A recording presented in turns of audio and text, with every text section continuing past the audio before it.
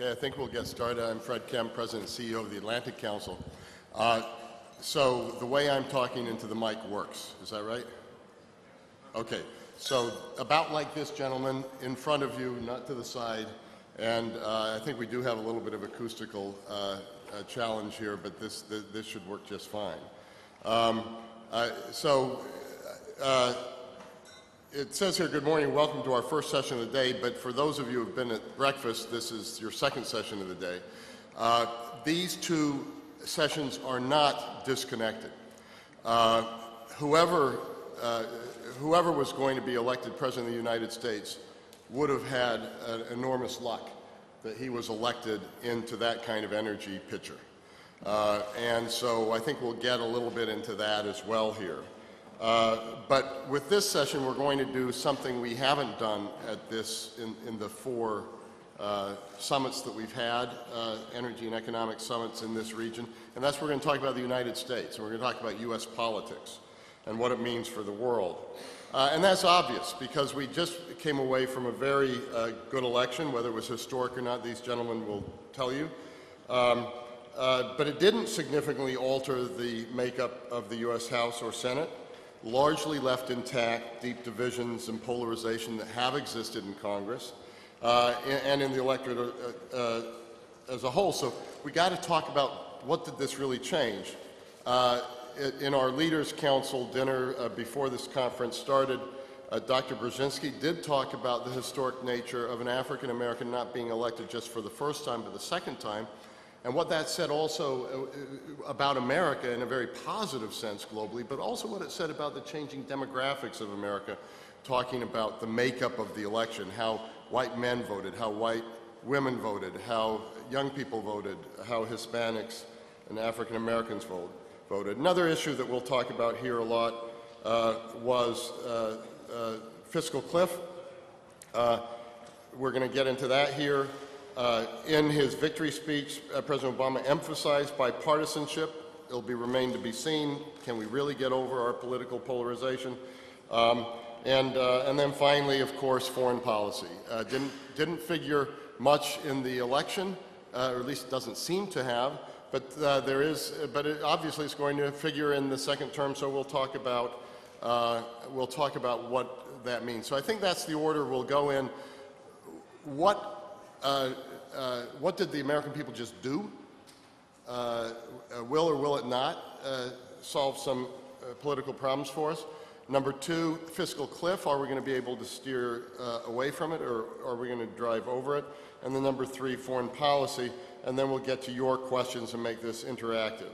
Our panelists, John Tanner served for nearly 20 years as a member of Congress, representing a district in the state of Tennessee. He's the only one on this panel who has had the misfortune to actually have to run for office and bear the burdens of that. Our public servants have to go through quite a bit to serve us in the wonderful way that they do. His terms of service were distinguished by leadership in foreign affairs.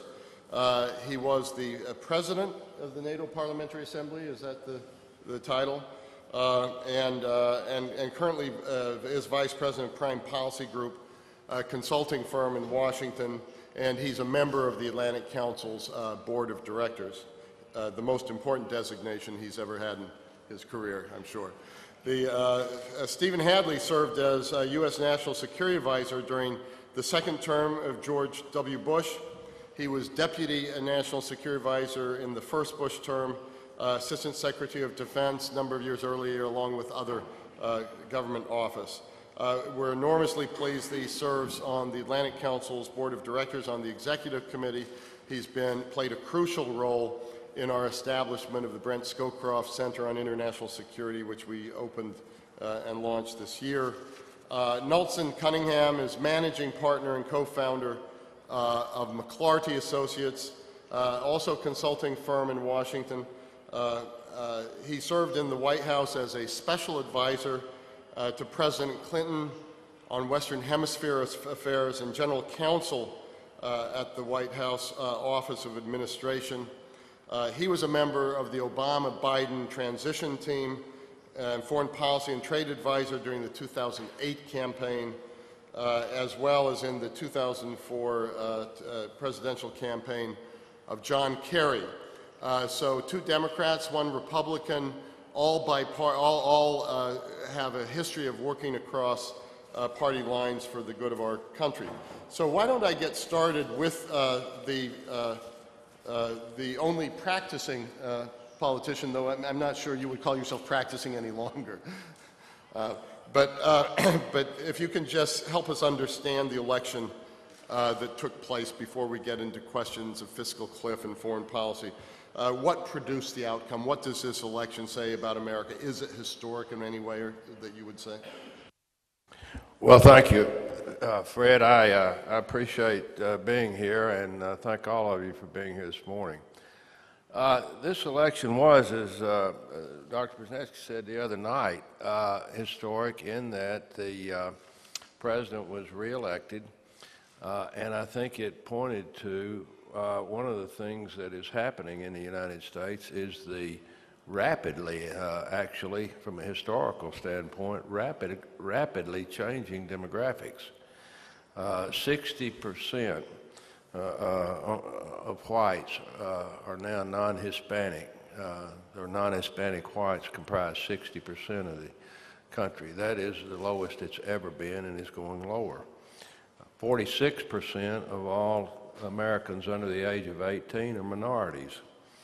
And for the first time ever, a majority of people in the United States live in cities, which means that those seeking public office must campaign in a very different way than we used to campaign, going from little town to little town, with the cities being urbanized to the extent they are. It is a very different world in terms of campaigning. So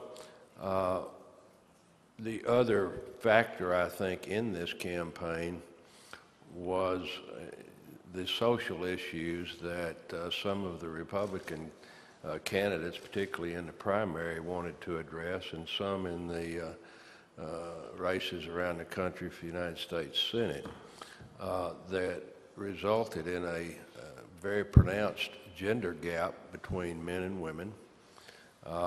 There was also an age gap with younger people not as concerned, perhaps, about some of these hot-button social issues as some of the older people in our electorate. And so with the changing demographics and with the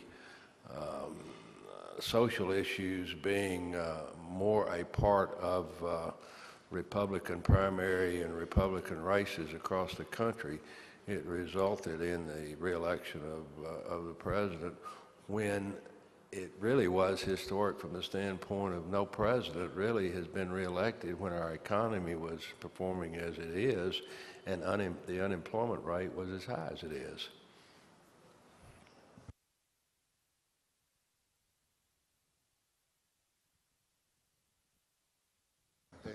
Just expand on that a little bit. You know, are we looking at a situation where you could have, if demographics are headed in this direction, and if Democrats are capturing the big change in the demographics, does this mean that we're going to have several terms ahead where Republicans are going to be challenged and Democrats are going to be the ones capturing the way the United States is turning? The demographic changes that John Tanner put his finger on are really are dramatic. And I think they are, and they're clearly heading in one direction, which is the United States is becoming more diverse. Soon, I think by 2040, there will be no majority race in the United States. There will be a series of pluralities. You'll have whites, Asians, blacks, Hispanics, but no majority. One of my favorite statistics for understanding exactly what's happened, exactly the pace of change, Barack Obama lost the white vote by 20 points. white voters preferred Mitt Romney by 20 points over Barack Obama. Now, in 1988, Michael Dukakis also lost the white vote by 20 points. The difference is Michael Dukakis lost the white votes by 20 points and was defeated in a landslide. Barack Obama lost the white vote by 20 points and won a commanding victory. That tells you that the minority votes have completely changed the way that our politics is going to be played. We all recall back when Richard Nixon was president, Ronald Reagan was president, California was seen as a key part of the electoral coalition that would continue to elect Republican presidents as far as the eye could see. What happened in California in the early 90s was because of some anti-immigrant legislation that the Republican governor supported and tried to pass, the Hispanic vote in California flipped from being divided to being almost entirely Democratic. What's happened since then? In every election since 1988, California has gone Democratic, and that has been because of its huge size and the huge number of electoral votes. That has been put a huge wind at the back of Democratic politicians. Now, the largest state that goes Republican regularly is Texas. By 2020, my friends in Texas tell me that by 2020, Texas will be a blue state. That Texas will go from being reliably Republican to being reliably Democratic, and that's because of the growth of the Hispanic vote, particularly in southern Texas. If Texas flips and becomes blue, it's hard to see a path toward electoral victory for Republicans. So what do Republicans need to do? They need to figure out how to appeal to these new demographics. And what's interesting is that just in the week since the election, we've seen some of the new leaders in the Republican Party, those who are looking at 2016, are immediately turning toward thinking about how does the Republican Party appeal to, craft a message that will get Hispanic voters, perhaps African American voters, and young voters. And that's the debate we're seeing right now. Thank you for that. And let me turn to Steve. And also, gentlemen, as you want to jump in on each other, let's just make this a conversation. But in this opening round on what did the American voters just do, you're the foreign policy guy here, and having served as National Security Advisor, but I ask you to put on your hat of someone who served in Republican administrations and just someone who watches the evolution of the American electorate. And Steve, as you looked at this, what do you think was important about this election from a domestic political standpoint? Well, oddly enough, what may turn out to be the most important thing is that the Republicans lost. And that may turn out to be a very good thing, because if we hadn't lost, the notion would have been we could do the same old, the kind of coalition that's been around for the last 10, 12 years. But we didn't. And it was, as was suggested, it has already provoked some very good soul searching among Republicans, and it's needed, because these things are not written in stone. When George W. Bush ran for president in 2004, he took over 40% of the Hispanic vote. Governor Romney took barely 23% of the Hispanic vote. Well, that makes all the difference, and that is why President Bush, won states like Colorado and Nevada and some of the swing states where there was rapidly increasing Hispanic population. So it doesn't have to be this way. And that's 40% of a smaller Hispanic vote and 23% of an ever-increasing. Right. But unfortunately, the Republicans got on the wrong side of the immigration issue. This would look very different if President Bush, if the Senate had been willing to go along with the immigration plan that Republicans and Democrats came together behind, I think in 2005, 2006, and it lost narrowly in the Senate. So this has provoked very good soul searching. I think Republicans Republicans, when they lose elections, they do sort of two sets of analysis. One analysis is people say, well, the person wasn't conservative enough. If there was a real conservative in the race, the nation would have flocked to us. We haven't heard that so much, thank goodness, for Republicans. What we have heard is people saying Republicans have to go after Hispanics, they have to go after black voters, they have to go after young voters, and we've got to get our economic message out. And I think it's not just Hispanics, I think it's black voters as well. It is unhealthy when, even though he is a black American, a candidate gets over 90% of the black vote. That is not a good thing for America, so Republicans need to get after the black vote as well. How do they do that, and are you convinced that's the lesson, or do you think that there's going to be a civil war within the Republican Party over what the real lesson of this election outcome is? There often is in both Republican or Democratic parties. When you lose one, there's a bit of a civil war, but it's very interesting, as was suggested earlier. Within 48 hours, you had Sean Hannity, you had the leader of the sort of the no tax pledge movement talking about he was going to get conservatives together to talk about what could be a conservative position on immigration reform.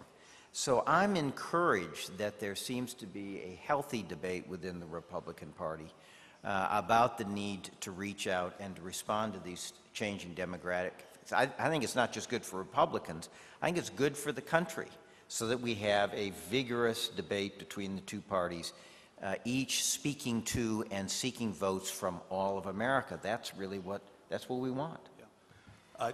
Fred, and there's another angle here, which is I think we're also seeing the Republicans trying to understand how they can make their economic message relate to more voters. I think one of the most damaging things that happened to Governor Romney during the election was the release of that tape in which he was quoted as saying that 47% of Americans who didn't pay income taxes were dependent on the government. He wouldn't take responsibility for their lives, and therefore we're never going to vote for somebody like Mitt Romney, and quote, I don't care about them. That was incredibly damaging to have him throw aside 47% of the electorate.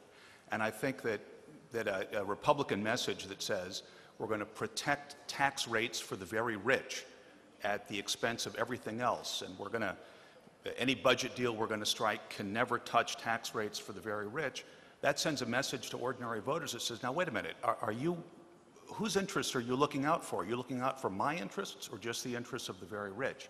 And we're seeing, I think, a debate right now, and just in the last week, on that question. Governor Romney, 2 days ago, in a conversation with some donors, he was thanking his donors, he said, Barack Obama won this election because he gave gifts to the African American community, the Hispanic voters, and to young people. And again, this is sort of an echo of that 47% comment. He said, free contraceptives, free health care, subsidized college tuition. He said, this is how Obama gave gifts to the voters. And immediately, other voices in the Republican Party, including Bobby Jindal, who's the governor of Louisiana and somebody who clearly thinks he might be president someday, rejected that. He said, we have to stop, as Republicans, we have to stop dividing the country into those who give and those who take. We have to have an economic message that says to those young people, there's a role for government in helping you get ahead. We don't deny that, but here's why our vision of government is going to be better for your economic prosperity than the other side's vision. And that's going to be a profound difference, I think, also, if the Republicans can craft a message that is more inclusive and less focused on protecting tax rates for the rich, at least in the public eye. That could be a message that really resonates.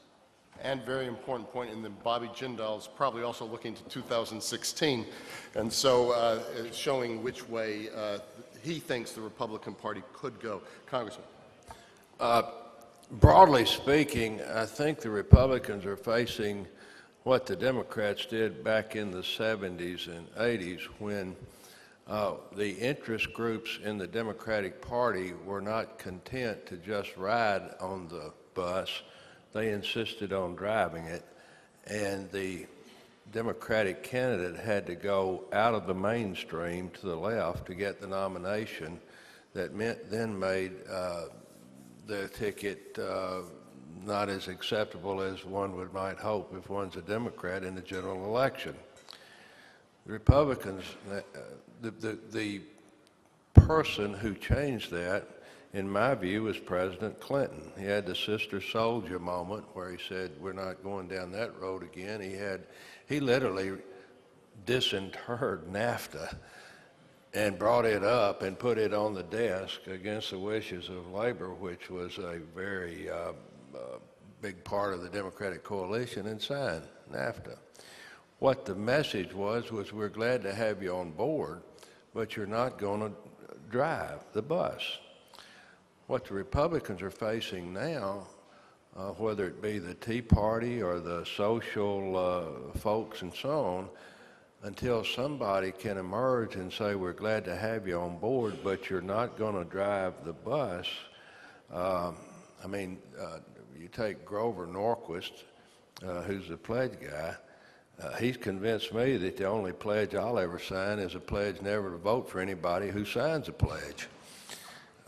Because what you basically say is, I'm so rigid in my ideology, I'll never change my mind no matter what the circumstances are on this issue. That's crazy.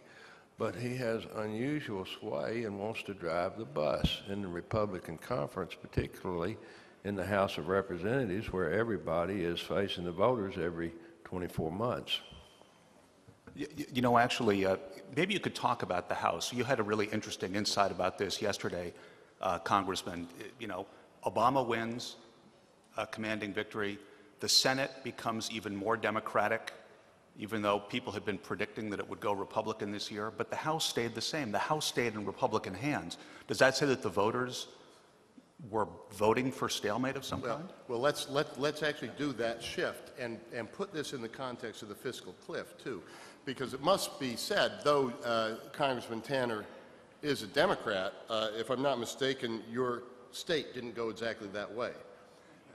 Where Romney got 60% of the Tennessee vote, Obama got 39%, so, pretty solid. So we're still in a pretty divided country for all this hoopla about Obama's victory. So please, I think Nelson asked the right question. The history of the House, basically, as it's comprised today, basically started 50 years ago in a case from my old congressional district called Baker versus Carr, where for the first time in modern political history in America, the court said that the apportionment of seats based on population, particularly State House, State Senate, and United States House of Representatives seats, was a justiciable issue. The courts had jurisdiction because it involved due process and equal protection.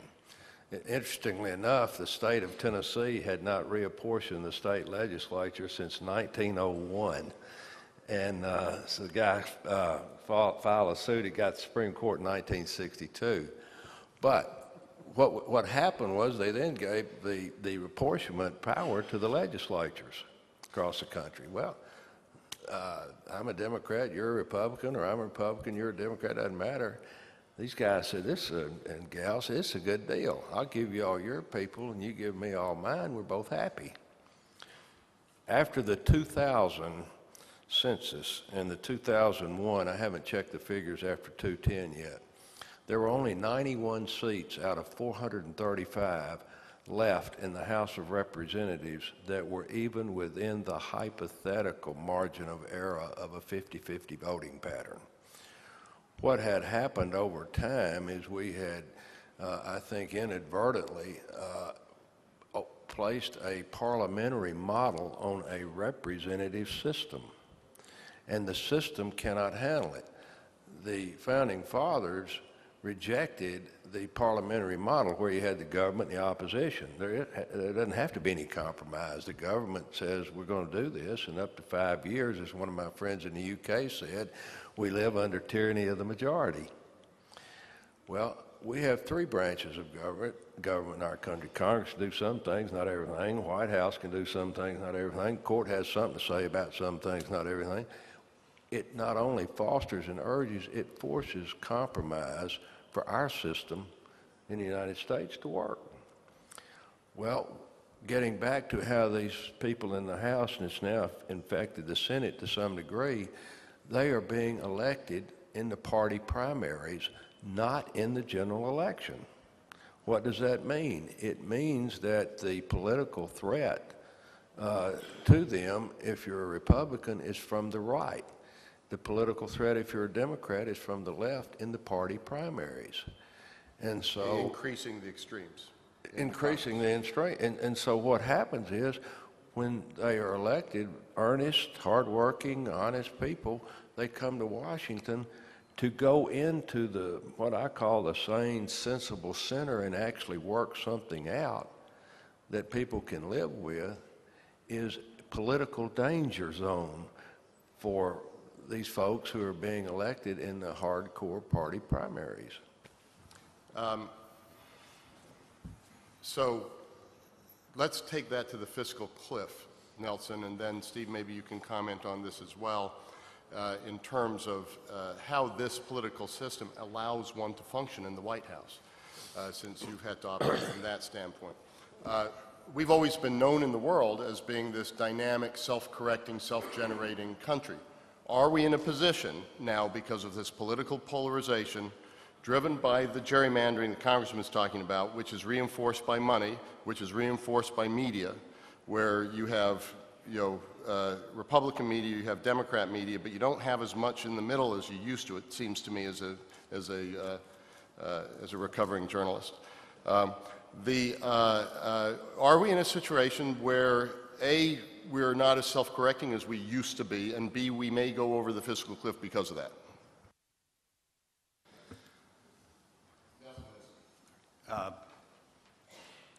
For the last 3 years, I think that our political process has been working hard to avoid reality because both sides were teeing themselves up for this election. And so you've had a great deal of posturing.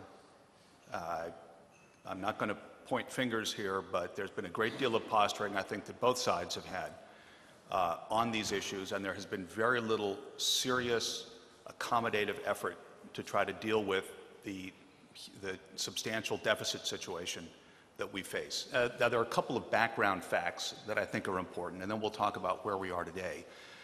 First of all, we have continuing deficits of over $1 trillion a year. This is huge. There's absolutely no doubt about that. There's also absolutely no doubt that the day Barack Obama walked into the Oval Office for the first time, those deficits were already in place because of the deficit politics of the prior years and because of the huge expansion and because of the drop-off in revenue and the huge expansion of spending that was required. When he walked into the Oval Office, the deficit was already over $1 trillion a year. And what we've seen since then is we've seen the deficits remain at over $1 trillion a year every year. Now, historically, the federal government has spent about 20% of GDP. Over the last 30 or 40 years, that's been about the norm, 20%. For the last 4 years, we've been spending 25%, but we've only been taking in 15% of GDP in revenues.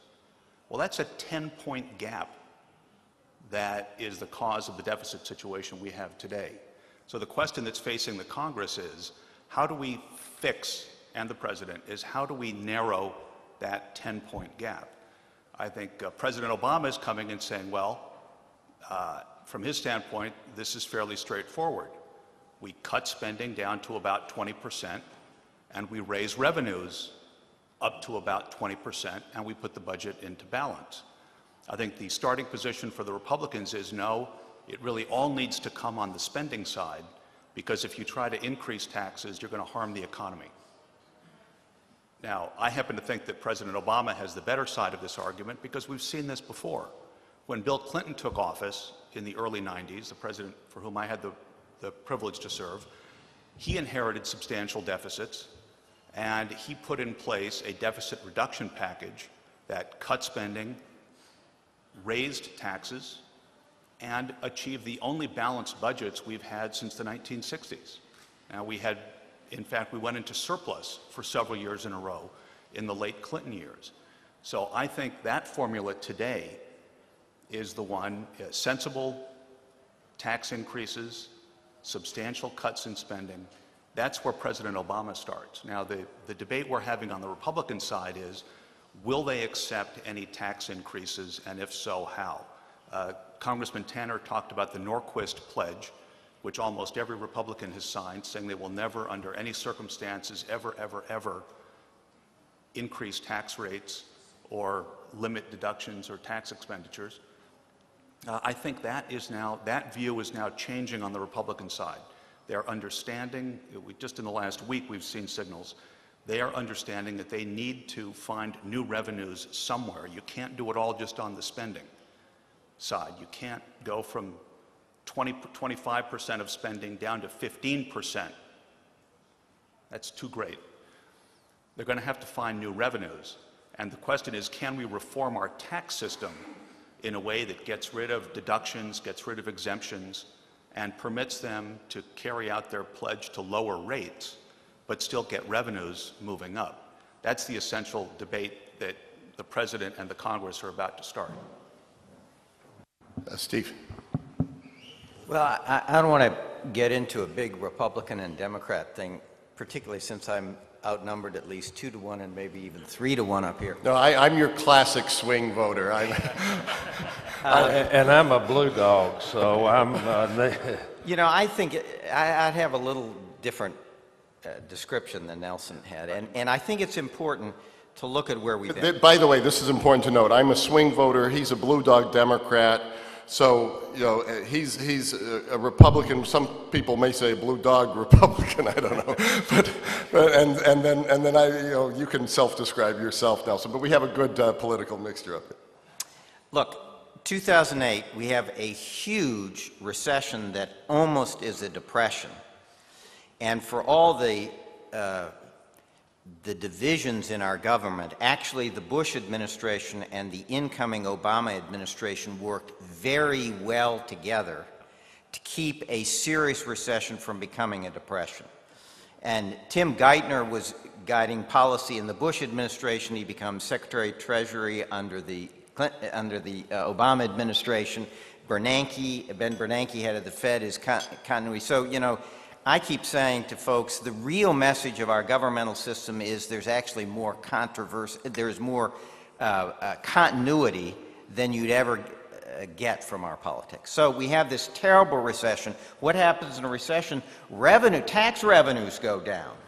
Tax revenues go down, spending stays fixed, you get huge deficits.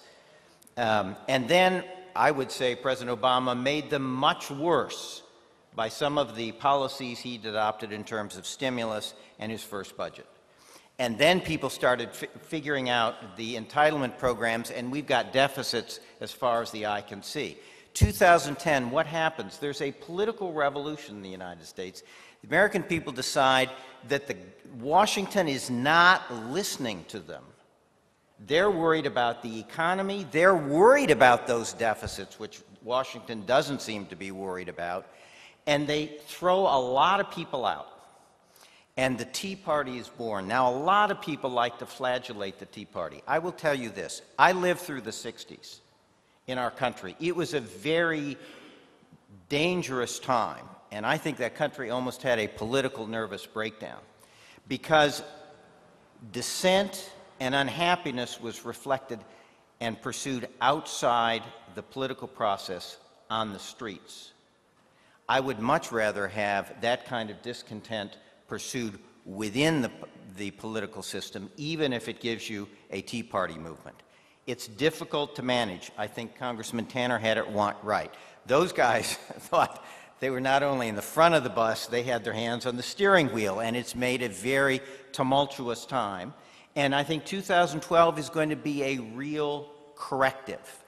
And one of the things I think came out of the election was a consensus that we really need to get our hands around the deficit and the debt, whether it's Republicans or Democrats. The Tea Party movement actually was at the forefront of that, but now President Obama, I'm glad to see, has put that at the front of the agenda. I think we can, I think we will, and I think we must get a deal. And as those charts showed in the session before here, as the Australian foreign minister said to a gathering, America is just one budget deal away from a real return to influence and economic prosperity. And a lot of that is because of the energy figures that you saw, that we all saw this morning at breakfast. So I'm optimistic that after 4 very turbulent years and a lot going on in the world and in our political system, we will now come together. And, you know, in a way, the Republicans have won the argument. We don't want a massive tax increase. And President Obama has embraced that. And we now have this, you know, issue about, you know, whether the rates for the top 1% are going to go up or whether their tax burden is going to go up, not by increasing rates, but by closing loopholes. I mean, we're now into the second and third order issues. And I think, and I certainly hope, they can be resolved. So I think, you know, all the noise you heard was not the American political system breaking. I think it was the American political system in its own inimitable way fixing itself. But I have to admit, I am a glass half full person, not a glass empty person, and I may be too optimistic, but that's how I see it. But that's actually, that's a real interesting point to bring up, because 2010, which ain't so long ago, was a real wave toward the Republicans and toward the Republicans, because there was a feeling that government was getting too big and overspent. Let me put a slightly different take on what I think happened. In the year 2000, when President Clinton left office, revenue and expenditure both were around 19.5% of GDP. Basically, the country was breaking even. Both claimed, Speaker Gingrich, in his attempt to run for president, and President Clinton both claimed they had a surplus. In my view, it wasn't an operating budget surplus. It was excess Social Security revenues at that time over Social Security expenditure. But nonetheless, we're breaking even. The second worst thing that I think happened in 2001, 9/11 of course being the worst, happened in February of 2001 when the Congressional Budget Office forecast over the next 10 years there'd be a $5 trillion surplus. I'm sitting there thinking, what are you talking about? I don't know what the price of cotton is going to be in 10 days. Who can tell what's going to happen with the United States economy over 10 years? But it was treated as real money. People said, we're filthy rich. There was a euphoria.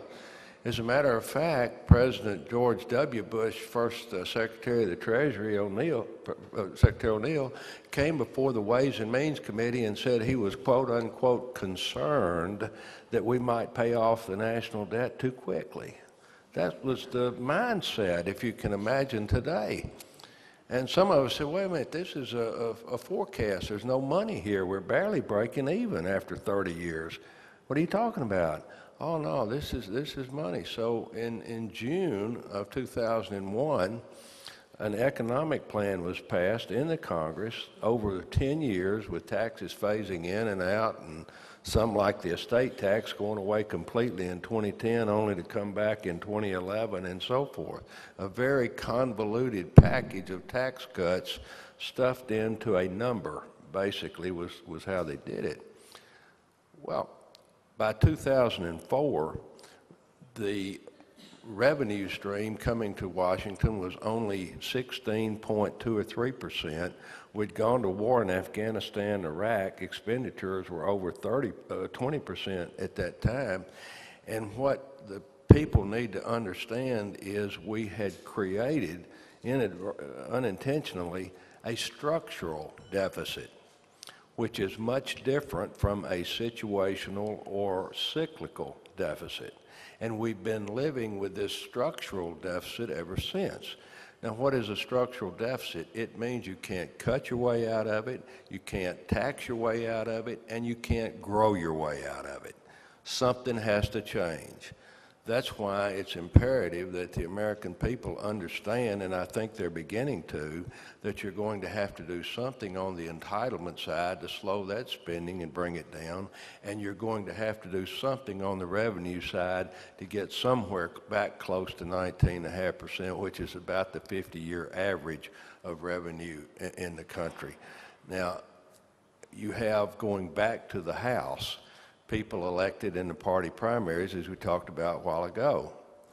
Some on the Democratic side say you can't touch entitlement spending. People have earned it. If you do, then they are at risk in the danger zone in the next primary election. You have Republicans say that if you ask Bill Gates and Warren Buffett and anybody else in their income bracket to pay $100 a year more in income tax, they're going to throw their hands up and say, you've destroyed my incentive to go to work, I'm going to quit and go on welfare. Now, that is a pretty big gap to fill. And so I'm hoping that, notwithstanding the division that gerrymandering has created, that Speaker Boehner in the House can get enough votes, coupled with the Democrats who will agree that there has to be something done to slow and the growth of expenditures on the entitlement picture, so that we can get a deal. And I'm optimistic for this reason, sort of like Steve. I'm optimistic because I don't think at this point in time either party can risk being viewed as the obstructionist to a deal that CBO says if nothing's done, this sequester goes in, will cause a recession. Half of the sequester money is in defense, and the spending cuts coupled with all the tax cuts that were enacted in 2001 coming back, I don't think either party can risk being viewed as the obstructionist, and there's nothing like fear to create an atmosphere that people can work together and actually get a deal done. One hopes so. I do want to get the audience. We haven't hit foreign policy that much yet. I want to ask Steve one question before we go to the audience. Two of you can jump in if you'd like, but I really want to get out there. This evening at dinner, we're going to have a sort of nonpartisan discussion of grand strategy of geopolitics of the world looks like with you know, really one of the leaders of our times thinking about that, Dr. Brzezinski and Steve Hadley, one of the great geostrategic thinkers as well in Washington. So there will be a great conversation tonight about it. But I wonder if you could whet our appetites a little bit, Steve, and take a look at this election and give us a bit of a feeling with resources down, with people a little bit, you know, looking inward. Obama's talked about nation building at home. What does a second-term Obama foreign policy look like? What do you think is going to drive it? Well, our foreign policy, as you said, most people think foreign policy didn't play in this last election. I don't think foreign policy actually works very well in presidential elections. My own view is that the discussions of foreign policy in presidential elections are full of red herrings and straw man and are not very illuminating. And this one was no exception. But I think it did three things, and we can talk about them tonight.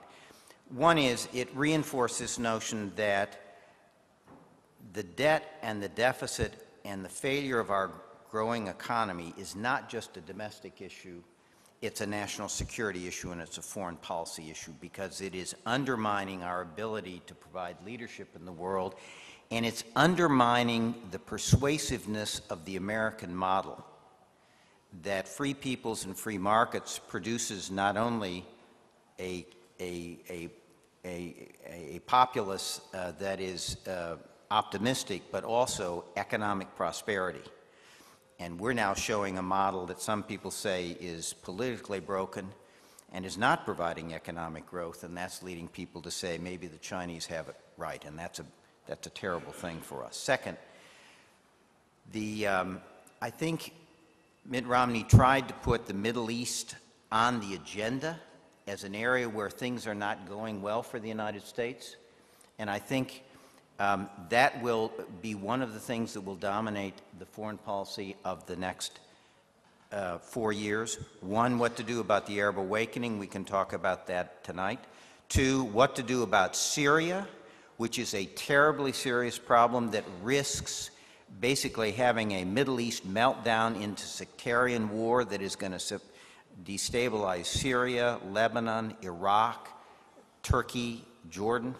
Very serious. I think that's on the agenda. And third, Iran. I think about a year from now, not to be too alarmist, about a year from now, we're going to be on Iran where we were in Iraq in 2002, where we've run out of all of our diplomatic economic options and people are tempted to do the military option because it seems to be the only one left. The third area where I think there was some discussion and is going to be a focal point for the next Obama term, and that is Asia and China. And, you know, China is a country that we actually need to be prosperous and have a healthy economy for reasons of our the global dependence on the Chinese economy. At the same time, while we want to encourage that, we want to discourage a China that is imposing its will on its neighbors, and we can talk about how to do that. And then thirdly, a recognition that any of the global challenges we face, whether it's secure energy, whether it's global warming, whether it is terrorism, proliferation, cannot be solved without China cooperating with us in an international context. And so I think the issue, the challenge of stability and economic growth in Asia and the management of China, again, something that did begin to come out in the campaign, is going to be a dominant issue over the next 4 years.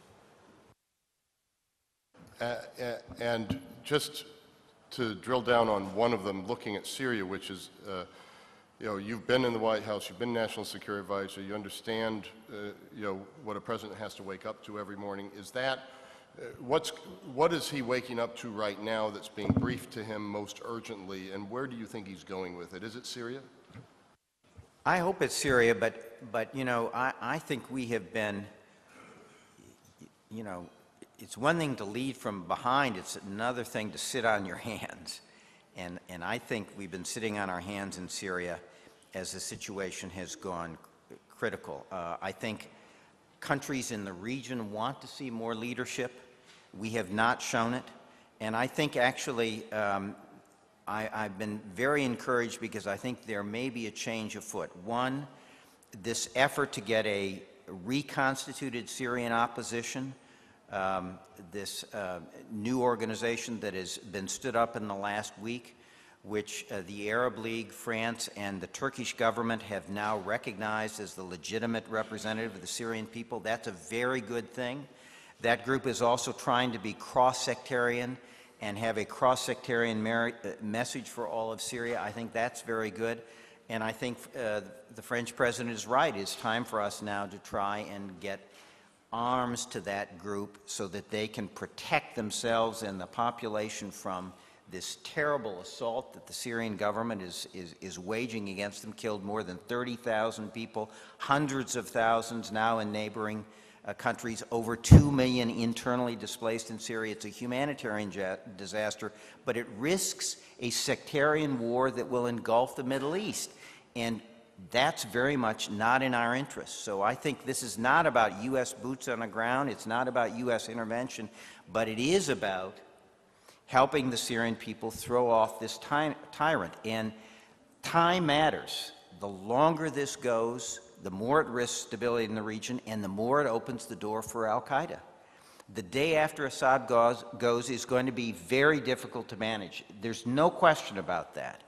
But the longer it takes for him to go, the harder it's going to be to manage the day after. So I would hope the administration is seeing both the casualties, seeing what it's doing to Lebanon and Iraq, and seeing now finally other countries actually getting ahead of America and exercising some leadership. And I hope now that the election's behind them, you'll see a different policy coming out of Washington. Thank you, Steve. I see a question here in the front row. Someone can bring a microphone up here. And I also see Dr. Brzezinski in the audience. If at some point I know we're going to be hearing from you and Steve tonight as well. If you were at any point want to jump in on any of this, let us know. Raise your hand. Thank you. Please. Thank you very much, Mr. Kemp. I think this session is very timely after just election has been completed. And sorry, could you identify yourself again, please? Oh, my name is Sham Bathija. I'm economic advisor to President Karzai in Afghanistan. To hear from distinguished insider Americans, I rather call it, it was a great honor and great pleasure, and thank you for organizing such a session. I'd like to reflect on Congressman Tenner's point, the demographic shifts and changes within the American society. Naturally, this is not only is happening in America, but it's also happening basically at the global level in many, many countries too.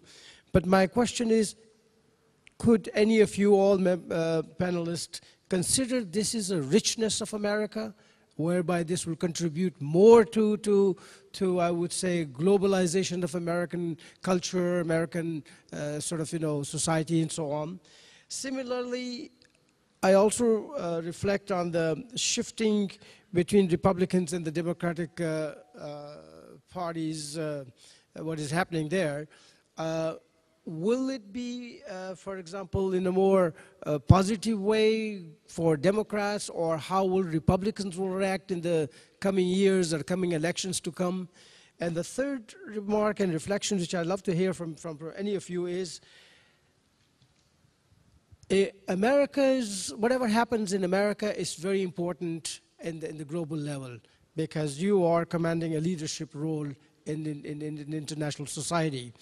As we say in Afghanistan, particularly in my hometown Kandahar, when Wall Street sneezes, the prices of the onion goes up and down. So it has that much impact on it. Will all these domestic changes, demographic as well as Republicans and Democratic changes and so on, will that affect in any way the leadership role of America? This will be good to hear if there's any remarks on that. Thank you. You know, I think it's always been the great strength of America that we take so much of what the world has to offer and we make it our own. And it's been the strength of the country going back to colonial times, that we've taken those who were fleeing other regimes, who were fleeing other countries, whether they're religious dissidents or they're looking for better economic opportunity. That is our great strength. We've undergone, in the last 15 or 20 years, we've undergone an even more dramatic demographic change than we had in the 50 years previously, and we're still digesting that. I agree completely with your point that when we are through digesting this, we will be, I think, even stronger, even more flexible, even more innovative, even more entrepreneurial than we have been in the past. And for that reason, I'm very bullish on America, along with those fabulous charts that we saw in the first session talking about domestic energy production. Either one of you want to jump in on this? Yeah. I'd just say on the impact, the globalization of America has been global from the get-go. I mean, that's the whole point. It's always had this diversity, and one of the things that this election, I think, reminds us is that we need to continue to be open to that, and I think that's what's so important about immigration reform, to institutionalize that and to reaffirm our commitment to that element of who we are as Americans. Secondly, you asked, will this changing character of the country affect foreign policy? And I think that's a very interesting question, and I don't have an answer to that, and maybe Dr. Brzezinski can talk about that a little bit. We can talk about tonight. I tend to think actually not, or actually in a good way. That is to say that as long as we basically have citizens from all over the globe who become Americans and become part of our society, I think it will reinforce our sensitivity to what's happening in the rest of the world and our obligations in the rest of the world. Secondly, is it leading to a reluctance for American to play a leading role? I think in the short term, yes, not that, but the economic problems we've gone through is sort of burdening at America. And in some sense, Americans, I think, have sort of lost a little confidence in our own system and our own ability to maintain that system and lead. But I think that's a temporary phenomenon. I think Americans still accept the proposition that our future is linked to the future of the globe and that we need to be active in trying to shape the future for good of America as well as for the good of the rest of the world. So I don't see, I'm worried about another wave of American isolationism, but I don't see it at this point. And I think the increasing diversity in America is actually going to make us, I hope, make us more committed and aware of what's going on in the world rather than less. But again, I'm the glass half full guy, so I have that bias. See a question here and then one here.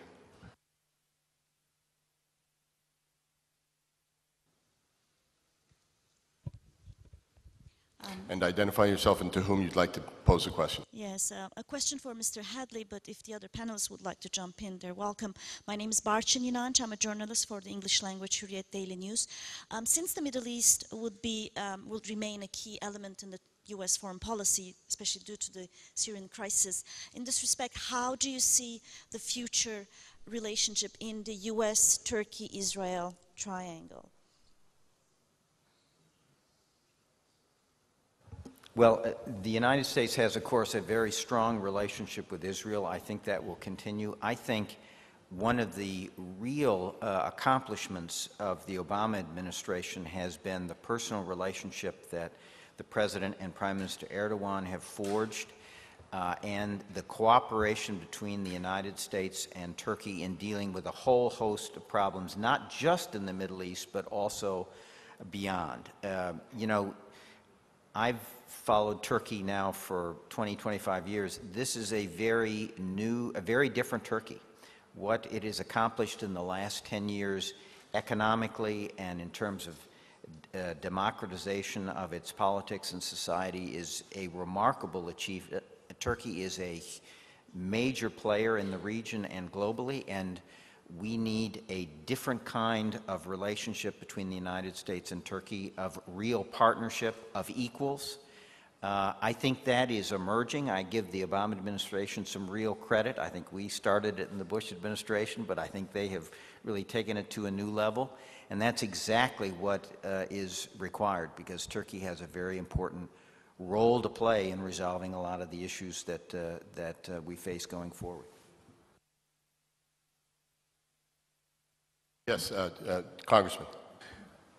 You know, going forward, back to the fiscal cliff will be a real, I think, test of our resolve and also what kind of country we have. This fiscal cliff, as I said earlier, didn't arise yesterday. It sort of reminds me of the old story about the turtle mugged a snail, and the police went out and to investigate and asked the snail what happened, and the snail said, "I can't remember, it all happened so quickly." This has been coming on, but now the American people are engaged, and as Secretary Gates said before a CSIS audience not too long ago in which I attended, he said financial insolvency at home will lead to strategic insolvency abroad.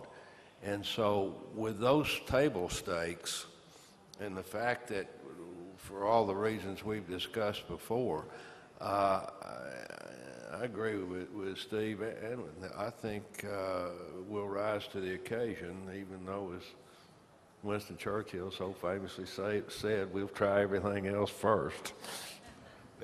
Fred, one point on the fiscal cliff. The people in this room, people just like you in this room in the United States, are going to play an important role in helping fix the fiscal cliff, because the business community is lining up strongly to push both sides toward a deal. I would argue for the last 3 years, Many in the business community decided to make a bet against the president. They were funding those who were trying to bring down the president. They decided they would rather have a change of team. They thought that would be better for business, better for the economy. They've now realized that didn't work. They're going to have this president for the next 4 years, and so they cannot allow these problems to fester. You need corporate tax reform. You need to move ahead on trade agreements. You need to deal with the fiscal cliff. You need to deal with the long-term issues. And so we've seen the business community, for the first time, take a very vocal role pushing both sides together. You had 80 CEOs before the election with the Fix the Debt movement write a letter to the leaders in Washington saying, we've got to raise revenues, we've got to cut spending, you guys need to get this sorted out. And I think that business community pressure could play a big role in helping the Congress and the President solve these issues, have the resolve to solve these issues. One of the real issues, I think, for the next 4 years is what has President Obama learned from his first 4 years? And I'm not sure I know the answer to that. He does seem to know that he's got to focus on this debt deficit, and that's a good thing. I hope the second thing he learned was there's a reason there was a breach between business and the Obama administration, and the Obama administration was as anti-business as any administration in recent memory, in my view. And really, they were not interested in having business be a part of that administration. I hope one of the things that President Obama has learned is that is not a good policy for his administration or for the country. Because one of the dividends of a deal on the fiscal cliff is that hopefully a lot of that money that companies have on their balance sheets will now go in and start, hiring Americans and jump-starting our economic growth. Hi, I'm Melanie Kinderdine with MIT, and I was going to ask a question, 2 questions. One about the fiscal cliff, which is a complete fabrication because they wouldn't raise the debt ceiling. It is a fabricated issue. That's just an editorial comment. But this is a question of Mr. Cunningham. It seems like there's been a little confusion on the deficit and the debt, and that the Obama stimulus did increase the deficit, but it contributed very, very little to the debt, and that the debt is the real problem. And I was just wondering, Mr. Cunningham, if you might articulate what are the pieces of the debt that we actually have, as opposed to the minor interest that was added from the stimulus package. Well, let me make the point that I made before and amplify on it, which is that when President Obama walked in the door, the annual deficit for that fiscal year was already tagged to be, I think, $1.3 trillion. The president has been accused of having a, quote, explosion of spending. Actually, if you look at it, he has had the lowest increase in spending year on year of any president in decades. The problem he faces is that he inherited this, what John Tanner described as a structural deficit that was so huge, and in the midst of a financial crisis, he was unable, frankly, it would have been bad policy in the midst of the early phases of a financial crisis to try to shrink that deficit dramatically, because that would have been a strongly contractionary and would have hindered our economic recovery. Now that we're in a position where the economy is strengthening, and in a second term, the president is able to take steps to shrink that deficit without cratering the economic recovery. And so that's why it's a propitious time now for the president to sit down with Boehner again and address this issue.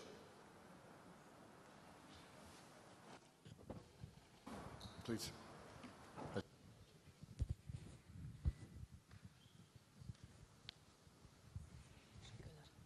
Merhaba, hello.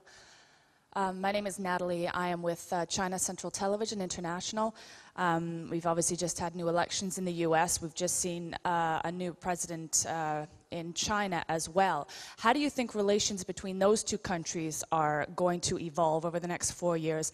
And especially to bring Turkey into the mix and to bring Syria into the mix. Obviously, China and Turkey have rather opposing views of the Syrian situation. How do you think the U.S. could contribute to that as well?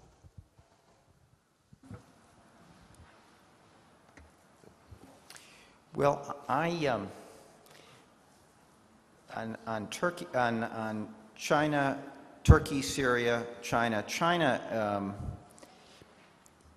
has not been playing a constructive role on Syria, nor has Russia.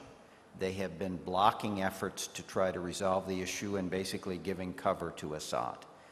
And my own view is that in the short run, we need to basically not work through the UN, but work through countries like Turkey and others in the region that want to try to solve this thing and send a clear message to Assad and those around him that China and Russia can't protect him anymore. I think actually only once it's clear that we're going to go forward without China and Russia will China and Russia, under that pressure, have a more responsible role.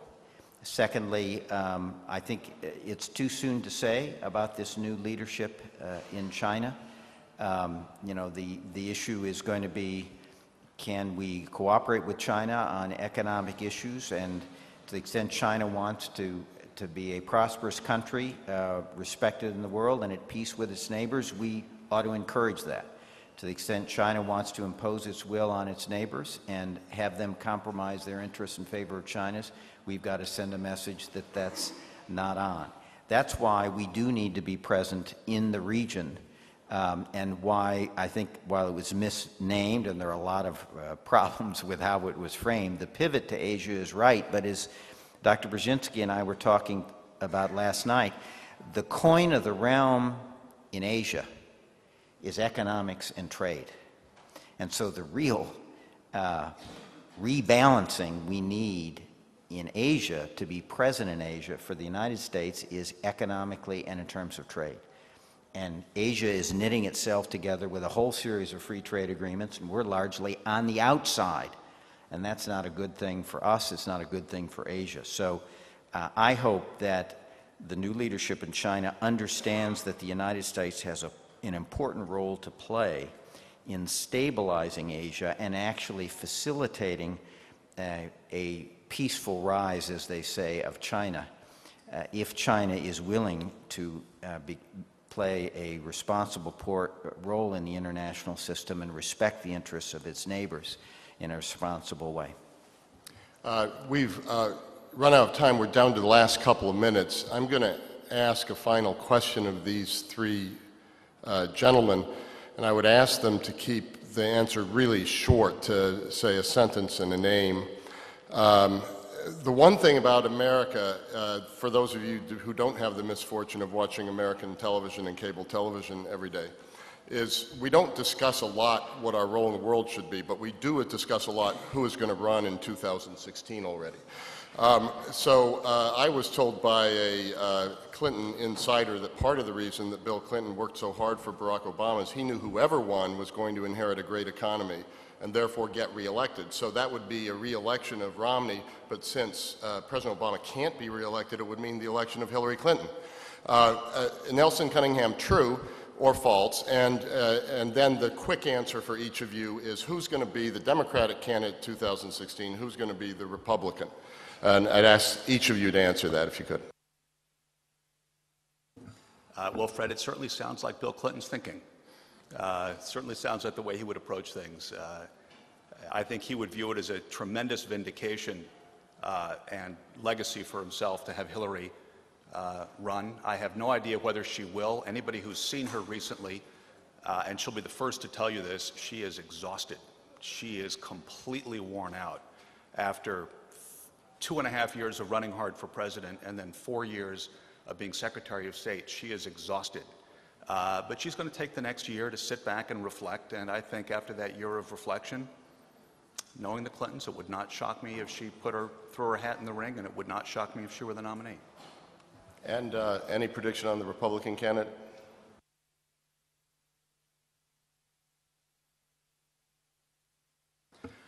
My own choice would be John Huntsman. I think he would be a terrific, he'd be a terrific representative for that set of values. Two Mormon candidates in a row. Steve. Oh.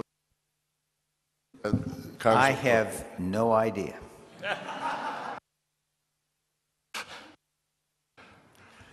I don't either, and that's not my main concern right now.